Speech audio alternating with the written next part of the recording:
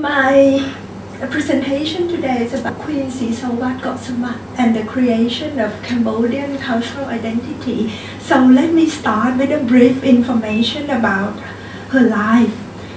Her Majesty Queen Sisowath Kossamak Nirirot Setrai Watana was born Princess Sisowath Kossamak Nirirat on the 9th of April 1904.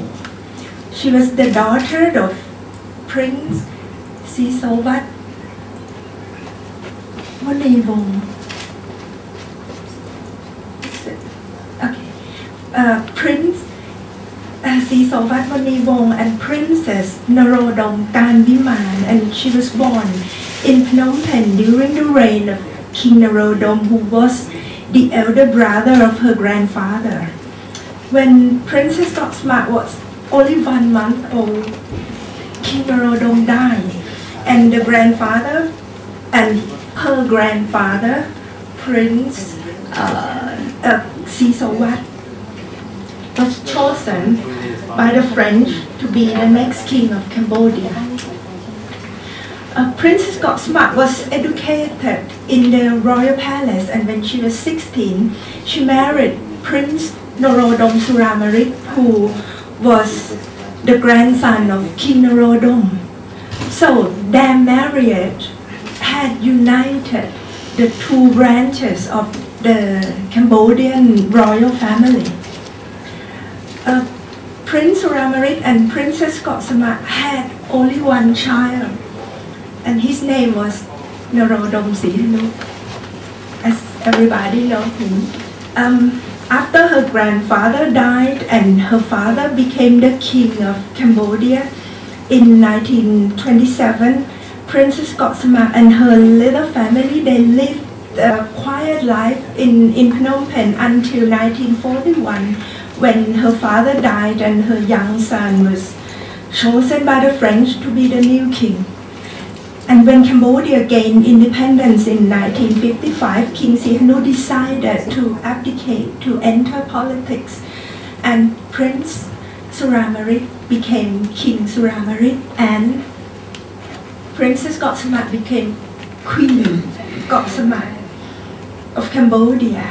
And when King Suramarit died in 1955, Prince Sihanouk wanted to remain the chief of state without succeeding his father as king. So, and you know, she can't be the kind of like fully queen of Cambodia like that. So Queen Kossamak, she reigned as the symbol and the supreme guardian. They use that word in Khmer, the supreme guardian of the throne, and continue to perform the ceremonial function of the monarchy until 1970. So I have a picture like when Jacqueline Kennedy visited Cambodia, and you know, she kind of like being a host thing. So it was until in 1970 when Prince Sihanouk was overthrown by General Lon Non. So during the first 3 years of the Khmer Republic period, Queen Kossamak remained in Phnom Penh, and she was allowed by the government to join Prince Sihanouk, who lived in China, in 1973, and 2 years later she died in Beijing at the age of 71. So now let's look at Queen Kossamak's great contribution to Cambodia in the field of culture, especially classical dance, which would become the cultural and national identity of Cambodia until the present time. Although the Queen herself, she was not a dancer, but she loved classical dance very much, and she became the patron of classical court dance since she was a princess. Actually, the classical court dance of Cambodia had a very long tradition and can be traced back for many centuries. The classical dance had a very important ritual function in the court and was also the powerful symbol of the monarchy. But during the time of the French, especially during the reigns of her grandfather and her father, classical court dance seemed to be on a decline.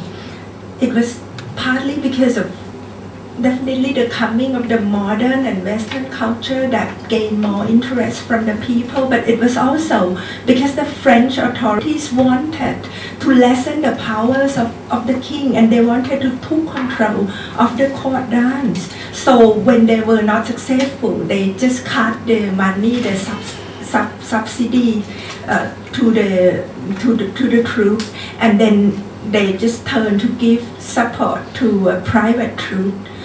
So when a master artist who used to be a principal dancer of King Sisowath just started to teach a very small group of girls with an intention that she wanted to establish the purity of Khmer classical dance, her troupe was under the patronage of Princess Kossamak from the beginning. And this is a very important thing. This is really the turning point, because with her dedication and with her vision, I have to use this word,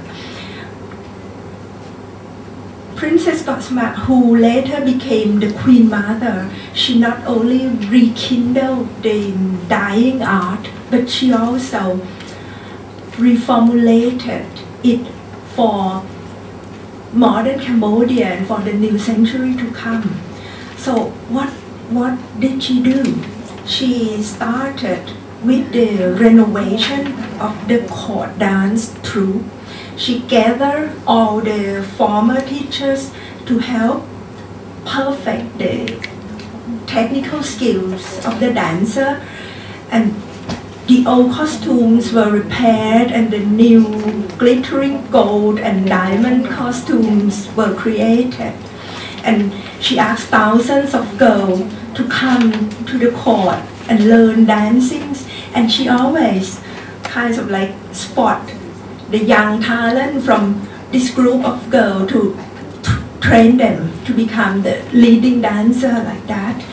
And the most important thing is that she had made major changes in the structure of the performance, as she understood both the spiritual and political importance of the court dance. She had made adjustments to the repertoire, and she set a model performance program with an opening piece, and then the dramatic section, and then a finale. So all the long dance dramas, which always lasted all night, it was cut, it was shortened, or it was rearranged into shorter sequences, and many dance pieces for about 15 minutes long were created or transformed under her direction to be performed as an opening piece or the finale, such as the Apsara dance or the Temanorom dance and the blessing dance. All of these quickly became the most famous and the most popular dances among the Khmer people. The Queen also brought the male dancers into the many centuries long female-only dance company, and she focused on the monkey roles in the stories of Riamke or the Khmer Ramayana. And this new convention that introduced by the Queen were warmly welcomed very much by the audience because of the acrobatic talents of the male dancer, and also the humor that the monkey role had created. And as for the dancers themselves, although they continue to practice in the palace dance halls, it was the first time ever in Cambodia that the dancer had a freedom to live outside the palace, and they have a freedom to get married. So the modernization of Cambodian classical dance was done by Queen Kossamak not only to save this cultural heritage from disappearing, but also to help King Sihanouk politically. Because with this, all the new adjustments, King Sihanouk was able to entertain both Cambodian and visiting dignitaries with the performances of the royal court dance troupe. He could also brought all the dancers with him on his diplomatic trips abroad. So the dancers were kind of like his ambassadors. So we can even say that the classical dance under the direction of Queen Kossamak had indirectly supported Cambodia's bid for independence from France. We can also see that classical dance had expanded beyond the confines of the palace and was placed by the Queen on a wider national and international stage. In my opinion, one of Queen Kossamak's most outstanding achievements was the creation of Apsara dance in between 1950 to 1960s. According to the Hindu mythology, Apsara is a minor female divinity, and also someone used the word like celestial dancers or the heavenly dancer, and also the court lady of the sky. For the Cambodia, an Apsara has a perfect beauty. In the Angkor period, dozens of Apsara was carved in the bas-relief on the wall of many temples, such as Angkor Wat, at the Bayon Temple, at Bontiesroi Temple, and many other temples. I think Angkor Wat alone has more than 1,700 Apsaras on the wall. And as for the origin of Apsara dance, the story goes that one day Queen Kossamak, she had seen a dance performance of a group of young girl students of Sisowath Primary School for girls. And the costumes of the performance, including skirts and headdress and decorations, were the imitation of the Apsara bas-relief at Angkor Wat, except that all of the accessories and the clouds and things, they were made from hard paper.